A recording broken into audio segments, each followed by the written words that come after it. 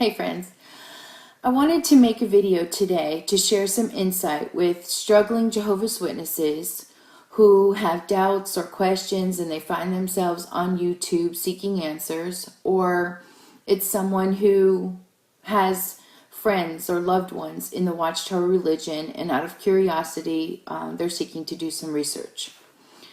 On YouTube you're going to find many videos by ex-Jehovah's Witnesses. But you're also going to find videos by non-Jehovah's Witnesses as well. In my case, I was an active Jehovah's Witness that had an interest in doing some research on the history and the origins of the Watchtower religion, and believing that in doing so, it was going to draw me closer in my faith and strengthen me in the face of opposition. So I knew very well that the Watchtower Society teaches that if you are in fact researching the internet, that you are disobeying these men who rule the Watchtower, in essence disobeying God. But in doing the research, I reasoned on the scripture that I found in the Bible in 1 John 4:1. So exploring YouTube, I came across various videos. Some of them were sharing personal experiences. Some videos were directly pointing to Watchtower literature that I could cross-examine in the Watchtower library. I learned about sexual abuse that takes place in this organization that I had no prior knowledge of. If you run across a video that seems offensive to you, I would ask that you keep your focus on the information and the material being shared, or the experience that might be useful to you, and to have compassion about this person's perspective, because when you live your life believing that this organization is directed by God through the men in New York, you have faith that your loyalty to these men means salvation, okay? Although throughout history, they have changed beliefs, and you know this. They've changed doctrines, flipped back and forth. They have altered the Bible, and they've made their own interpretations and changed their interpretations. But your understanding is that without these men, you will suffer God's wrath and you'll be condemned. You identify yourself as one of God's chosen people who will survive the Bible's account of Armageddon. And only your survival is through the blind obedience to these men and their direction. Your life revolves around Watchtower.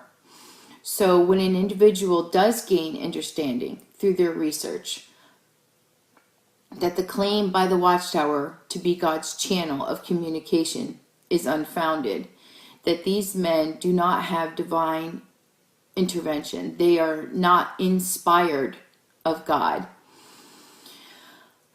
These men are demonstrating the actions that we find in the scriptures in the book of Deuteronomy, chapter 18, verse 20. And simply put, that they are false prophets. Having learned that can be absolutely devastating in so many facets. Your faith is shattered. You feel as though your identity is lost. Confusion, pain, and shock are just the beginning for many. And as a result, some become disfellowshipped. Some are disassociating themselves, and others are fading out of the religion, this organization. The feelings of betrayal are strong, very strong. And to add to that suffering, you find yourself having lost family, friends, due to the shunning doctrines. Okay, the shunning experience is equivalent to psychological abuse. Many can suffer post-traumatic stress syndrome from the shunning. It is severe. In many cases, this is also a result of being sexually abused by another member in the religion, watchtower policy is this. There has to be 2 people that witness the act of sexual abuse. 2 people that can come forward and say they were an eyewitness. Now, we know in the case of sexual abuse, that never happens. But in watchtower policy, if a child is sexually abused, their account of the abuse is not accredited by themselves. And therefore, that leaves the pedophile to remain a member of the congregation, to remain in good standing, without any consequences. That trauma is severe. So when someone leaves the watchtower, they're on a personal journey, making sense of their life and trying to heal. People take different paths, okay? Some people find a church and a Christian faith that they follow. Other people become agnostics, atheists, or even linger in limbo. The ex-Jehovah's Witnesses on YouTube who are making videos will reflect the path that they have taken. They may share their experience as a means to teach, to help, or to heal. It may appeal to others who have taken a similar path, right? Houston, we have a problem. My kids are texting me as I'm making this video. Some channels are advocating for the children who have been victims of sexual abuse in the Watchtower religion, exposing the Watchtower policy that protects pedophiles. It's a big deal. So it's natural for humans to who have been through a traumatic experience to feel angry. It's natural for them to feel betrayed or convicted to help others, because every journey is personal. While it might have been an experience that you had, feelings of doubt, swirling questions, or exposure to information that led you or someone to leave the Watchtower organization, keep in mind that it was individual, okay? Individual. It would be so nice if we could control what other people feel, how they act, the way they think, what they believe, but we can't. That's not realistic. So sadly, there are people that reject our intentions to help because they have faith in the men who rule the Watchtower. They feel a sense of purpose and identity, and they identify themselves as one of God's chosen people. This gives them a sense of security, satisfaction. I don't know.